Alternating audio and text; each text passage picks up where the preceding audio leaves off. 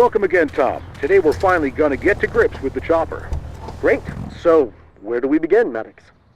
Well, we'll start at the most logical place, the startup sequence. Now, starting a turbine helicopter can be very simple. However, it can also be a very fast and very expensive mess-up if you're not careful. I've known a number of often pretty experienced pilots lose everything from one botched startup. And no, your pop isn't included in that number, Tom. All right, let's get to it. The startup sequence varies with every helicopter. You might want to make notes or find some method of remembering these basic procedures. In general, we should proceed as follows. Switch the batteries on and keep an eye on the charge. To use our electrical systems, we need to power them up. Unless we're connected to a GPU, the ground power unit, we only have a limited number of startup attempts before running out.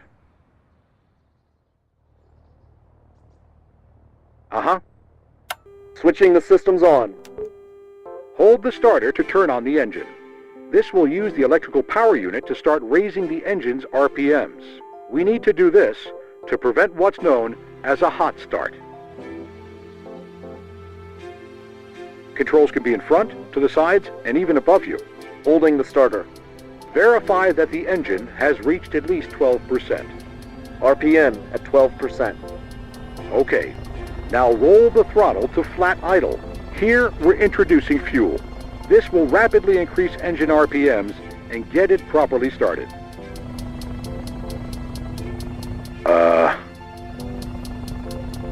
Good.